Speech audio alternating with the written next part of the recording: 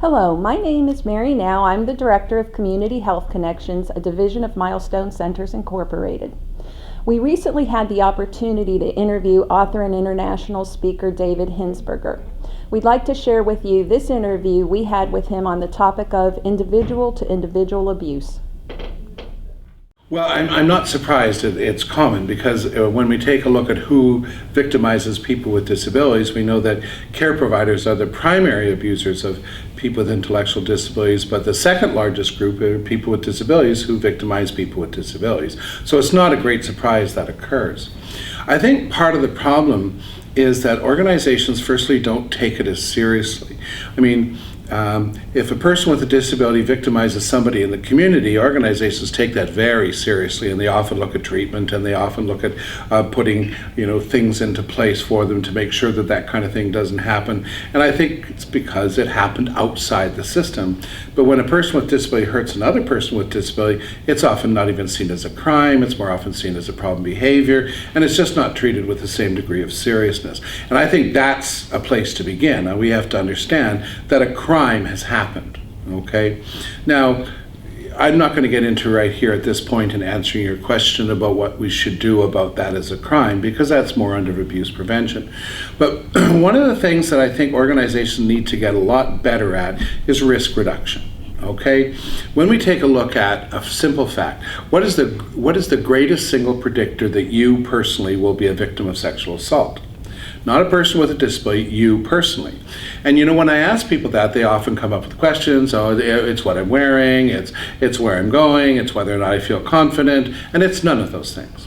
What it is nearness to a perpetrator.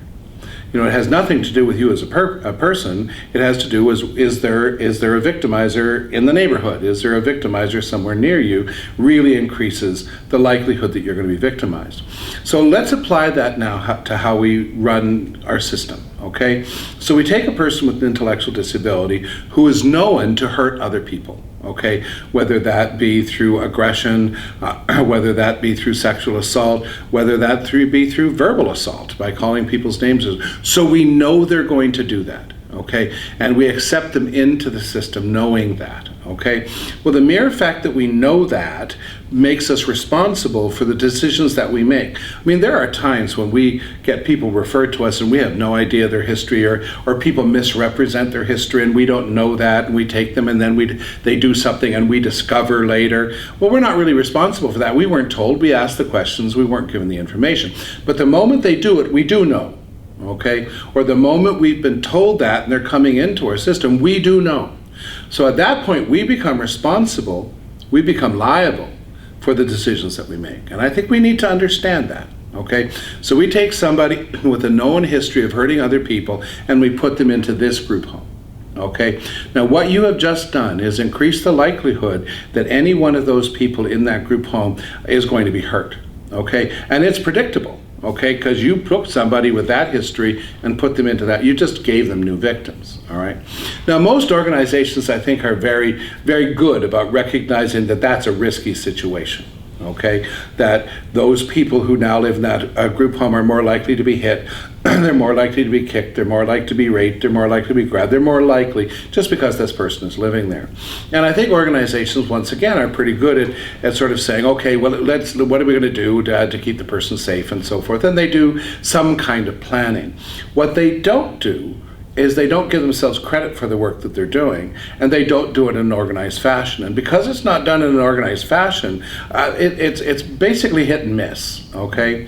So one of the things that I'm doing in my own organization now as a clinical director is I want to recognize that risk, because, I mean, what if it was my child who is living in a home that you're bringing in somebody who's violent? Okay, or you're bringing in somebody who's a rapist, okay, and that's my child, okay. My first question of you is, how could you do that to my kid? How could you place my kid at that risk? Well, I mean, what we need to do, I mean, there are certain things we don't have control over. People do need service, but what we need to do is say, okay, we recognize this was a risk. Now, what are we going to do? So we actually have, for anybody who presents a risk to anybody else, okay, we're actually doing this with somebody right now who's moving into an environment where we have a risk reduction strategy. The first question is, what risk does this person pose to the other residents in the house, the staff in the house, and the community who lives around the house? Okay, what risks do they? When we list those risks, okay, don't get into all of this definition. I don't want a lot of words here. It's okay. This person will hit somebody. This person will kick somebody. This person might do that. So we have those risks. That's question one. Question two, what are we going to do to reduce the risk that these things are going to occur such that people who live in the house, work in the house, or live around the house are not going to be victimized, okay? And then we start, okay, let's look at the staff training we've done. Number one, on that thing, staff training. Staff are aware of the risks, they're aware of the triggers. Number two, we've looked at the proxemics. Where is that bedroom going to be? Where is the staff office going to be? Where is staff going to be sitting to do supervision? Where are we going to put this person to sit at supper time? What kind of supervision is going to happen overnight? How many people are awake overnight? Where are they placed? What kind of alarm systems are put in the house? All of those things. And we're going to list every single one of those things that we're doing, because what we're saying and what we want to say to families and what we want to say to the people who live in the house, we took your risk into consideration. And we did a lot of work around this because we don't want you to get hurt, okay? So we make all those things, a list of all those things. Then we do the behavior program and stuff. That's not the behavior program. This is what we as an organization did to understand what the risk was and to mediate that risk, okay? Because I don't want people hurt. You don't want people hurt, and people don't want to be hurt. And certainly parents don't want their children to be hurt. And I would love it to be that if somebody did get hurt in one of our environments and somebody came to us and said, you did, hold on a second here. We did all these things. Here's the thing though. The moment we put that risk stuff into place, okay, the moment we put, and the person hit somebody, kick somebody, rape somebody, whatever it is, okay? Of course, you know, there's reporting and all that other kind of stuff. What it means is that our risk plan didn't work, so it must change now. Every time somebody does something that shows that we didn't mediate properly, because what most often people go, oh well, you know, and leave the risk plan in place. It must change, and it must change that day, okay? Because if they escalate, we escalate. Okay, so we need to look at what happened in that situation, what were the risk things that we had in place, where were we prepared, what if it was, well, you know, the staff didn't follow through. You know, that's what I get, the staff didn't follow through. Okay, so what are you going to do about that? Okay, so now what we're going to do is we're going to put in that there's going to be staff training. We're going to get an auditor to come in there, and they're going to audit staff knowledge. We're going to do pre-test and post-test of the staff to make sure that they're aware of those situations. We're going to do that. That's our next thing. If that doesn't work, we'll do something else, okay? So what we're going to do is be, as a dynamic risk thing within the organization, demonstrate that we get it, we understand it, and we don't want it to happen again. And you know, it's interesting that we've just started doing this, so this is relatively new. Not to worry at home.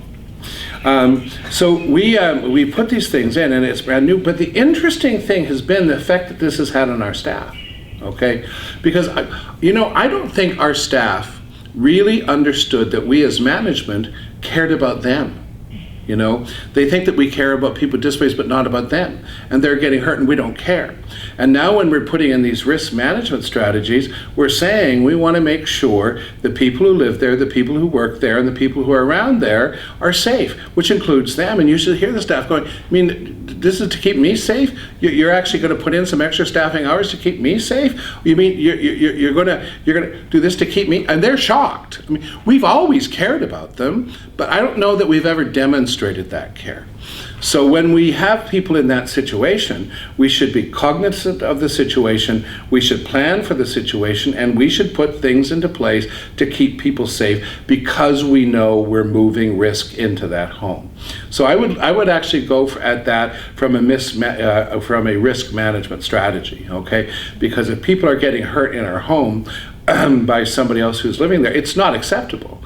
At this point, we kind of think, thank God it wasn't somebody real. You know, somebody that could go to the police. Do you know what I mean? And I don't think that that's okay. So we really want that to be a safer place. So I would use risk reduction in that. And it's also nice that when you keep saying risk reduction, it reminds the staff, this person presents a risk. and we need to be on the ball with that. So. Excellent. Thank you Okay. very much.